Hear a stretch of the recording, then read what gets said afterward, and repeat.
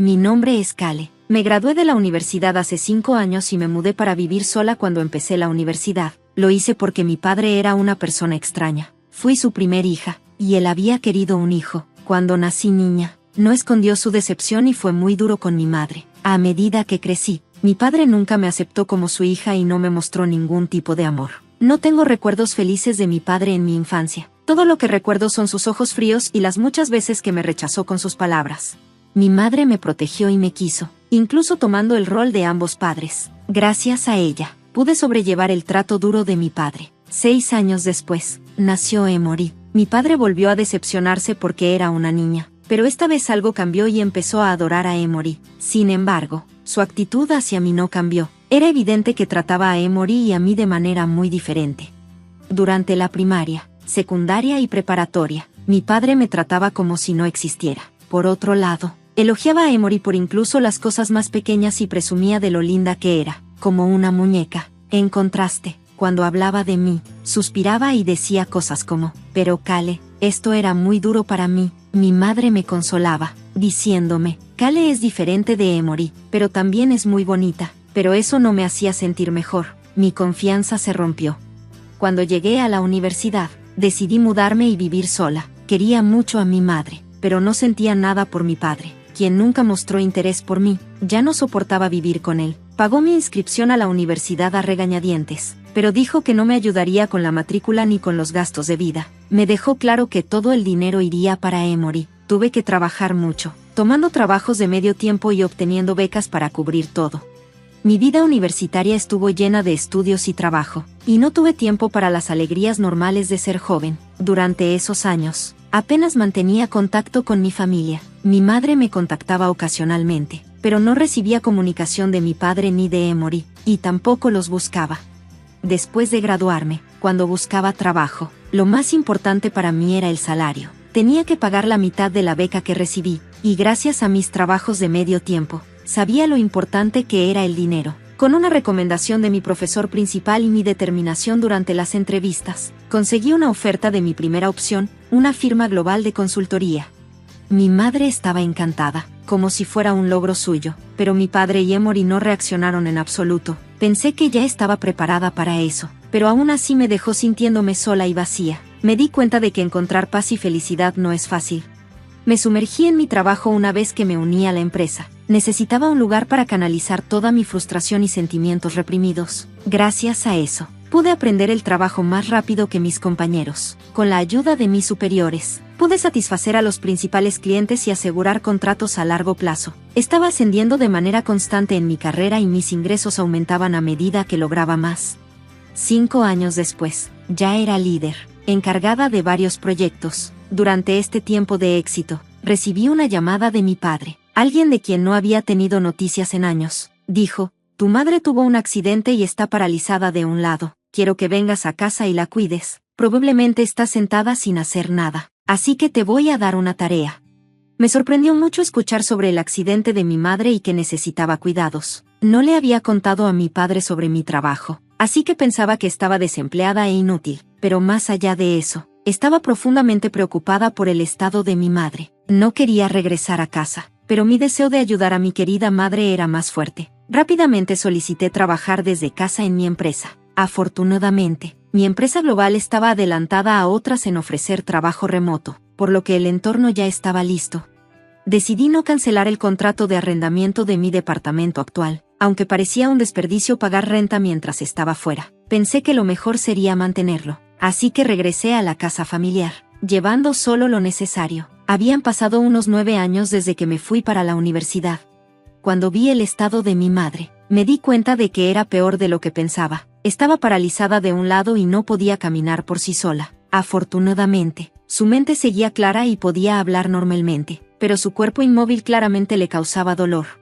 Enfrenté a mi padre porque no se había comunicado conmigo en los meses desde el accidente de mi madre y que necesitaba cuidados. Él estaba tan indiferente como siempre, diciendo, decírtelo no la iba a mejorar. Te llamé esta vez porque no tuve otra opción. Aunque era cierto que no era doctora y no podía ayudar a mi madre a recuperarse, no podía creer que un padre mantuviera a su hija en la oscuridad durante meses sobre el estado de su madre.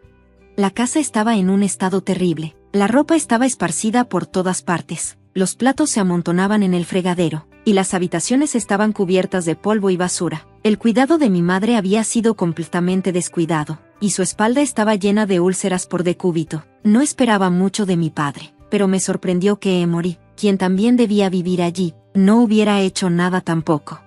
Cuando le pregunté a Emory qué había estado haciendo, su respuesta fue: no puedo hacer los quehaceres, así que no puedo cuidar a mamá tampoco. Ahora me siento aliviada porque Callie ya volvió. Emory, quien había sido consentida al crecer, se había convertido en una persona egoísta que no podía hacer nada en la casa. Empecé por limpiar las habitaciones. El desorden y la suciedad que se habían acumulado durante varios meses no podían solucionarse en un solo día, así que me tomó casi una semana limpiar todo. Durante ese tiempo, también tuve que cuidar a mi madre. Ella no paraba de disculparse por hacerme cuidar de ella, pero traté de atenderla con alegría, esperando que se sintiera mejor. Durante todo esto, ni mi padre ni Emory ayudaron en absoluto. De hecho, mi padre se quejaba de la comida, diciendo que sabía horrible. Mi padre constantemente me criticaba, diciendo cosas como: ¿por qué estás flojeando? Eres tan torpe cuidando a tu madre. Tienes todo el tiempo porque solo estás sentada. Hazlo bien. Para él, era completamente natural que yo me encargara de todo el trabajo de la casa y el cuidado. Emory también me trataba como a una sirvienta. Decía: Callie, lávame la ropa, la necesito para la escuela mañana. Oh, Callie, ¿puedes hacerme un té? Sentía que me trataban como si fuera invisible, especialmente mi padre, que pensaba que solo estaba encerrada en mi cuarto, aunque pasaba la mayoría del tiempo en mi cuarto trabajando a distancia, haciendo quehaceres y cuidando a mi madre. Para mi padre parecía que no estaba haciendo nada en absoluto. Aunque mi trabajo principal era remoto, aún tenía que ir a la oficina a veces. Cuando llegaba a casa, mi padre a menudo estaba de pie junto a la puerta, enojado, acusándome: solo eres una persona que se encierra, y aún así andas de paseo. Cuida la casa como se debe. Desde atrás, Emory se unía: eres realmente inútil, solo sales a jugar. Me sentía exhausta. Cada vez que salía de la casa para ir a trabajar, me encontraba con insultos y sarcasmos de ambos. Para escapar, me acostumbré a ir a mi departamento que había mantenido y relajarme allí, ordenando la habitación antes de regresar a casa. Estaba realmente agradecida de haber mantenido ese departamento.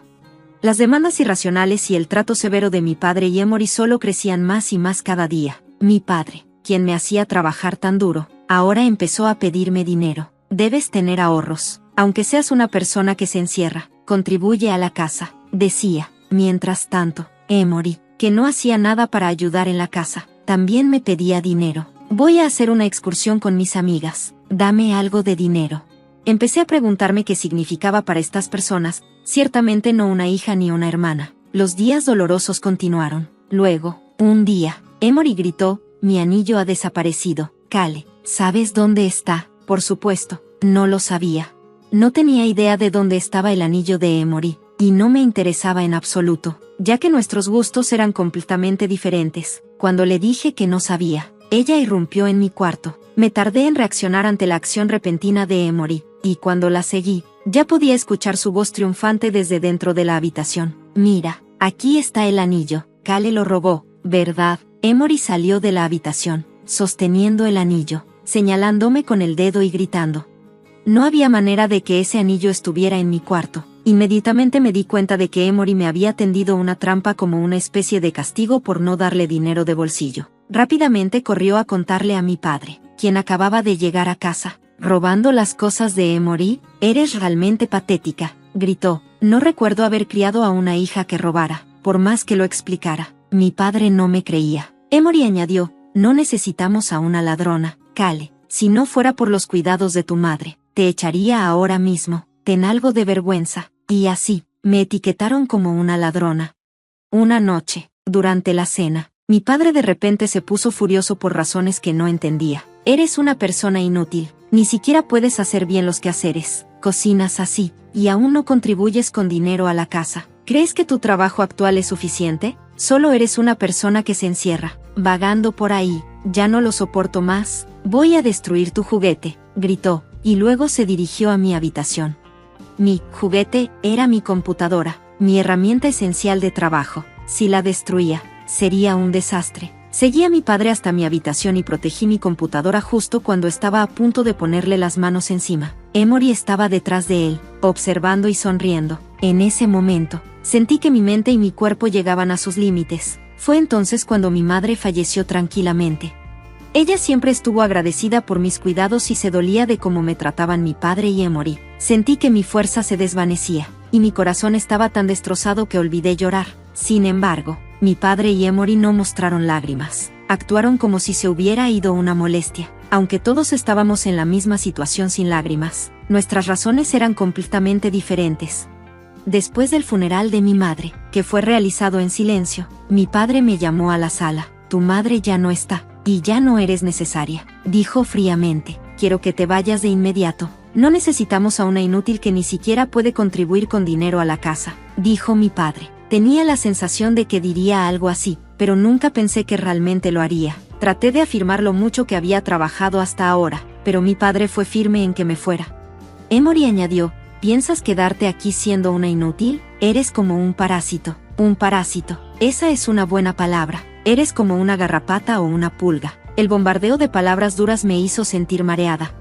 Luego, mi padre dijo, y sobre la herencia de tu madre, debes renunciar a ella. No hay nada para ti. Ni siquiera había pensado en la herencia de mi madre. El amor que ella me había dado era suficiente, algo que nunca recibí de mi padre ni de Emory.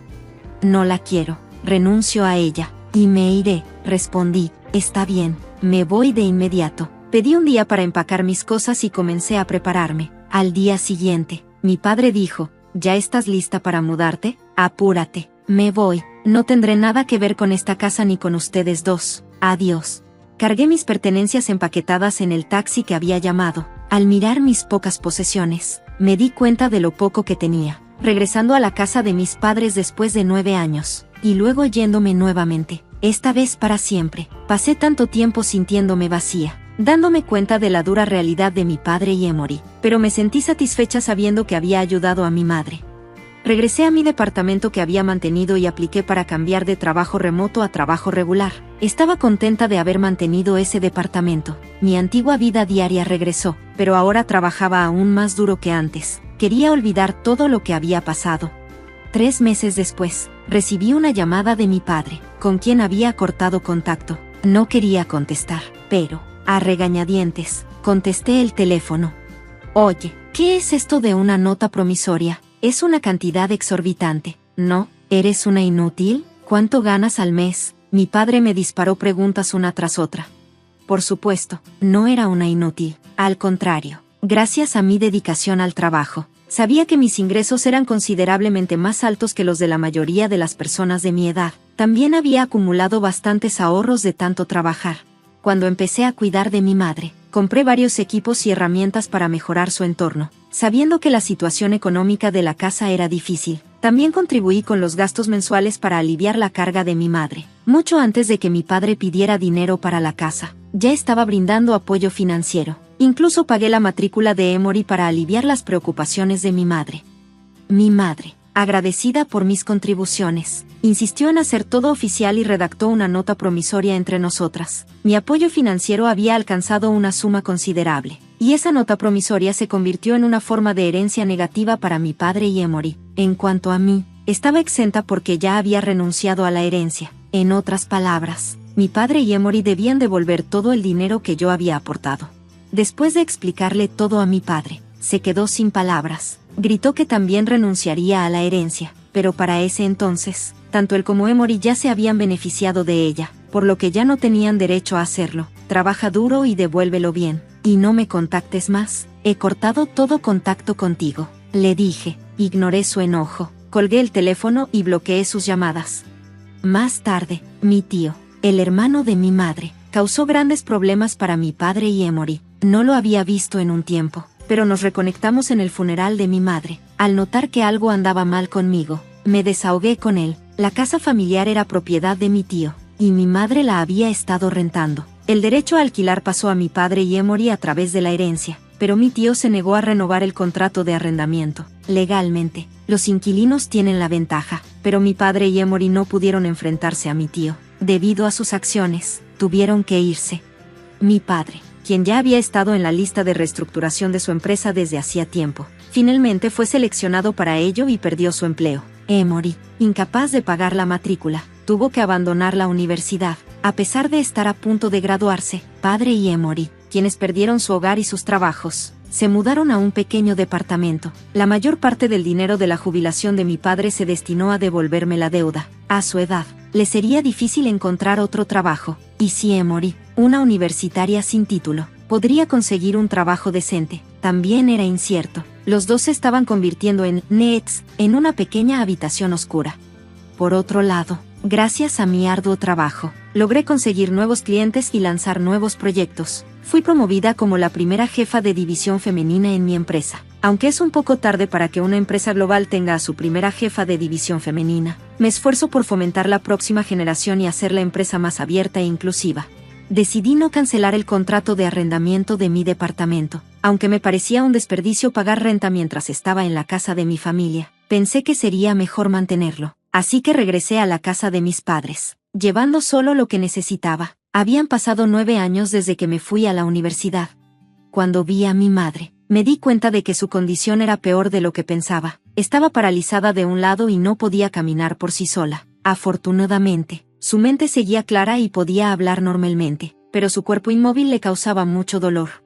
Le pregunté a mi padre por qué no me había contactado en los meses en que el accidente de mi madre y su atención se volvieron necesarios. Él estaba tan indiferente como siempre, diciendo, decírtelo no la iba a mejorar. Te llamé ahora porque no tuve opción. Aunque sabía que no era doctora y no podía ayudar a mi madre a recuperarse, no podía creer que un padre mantuviera a su hija en la oscuridad sobre la condición de su madre durante tanto tiempo. La casa estaba en un estado terrible. La ropa estaba esparcida por todas partes. Los platos se acumulaban en el fregadero, y las habitaciones estaban llenas de polvo y basura. El cuidado de mi madre había sido completamente descuidado, y tenía llagas en la espalda por estar en cama. No esperaba mucha ayuda de mi padre, pero me sorprendió descubrir que Emory, que también vivía allí, no había hecho nada tampoco. Cuando le pregunté a Emory qué había estado haciendo, dijo, no puedo hacer los quehaceres, así que no puedo cuidar a mamá. Me alegra que Kale ya esté de vuelta. Emory, quien había sido consentida al crecer, se había convertido en una persona egoísta que no podía ayudar en la casa.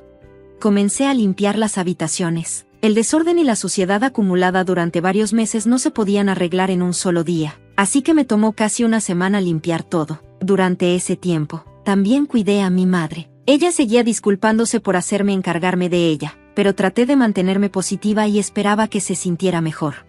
Durante todo esto, ni mi padre ni Emory ayudaron en absoluto. De hecho, mi padre se quejaba de la comida, diciendo que estaba terrible.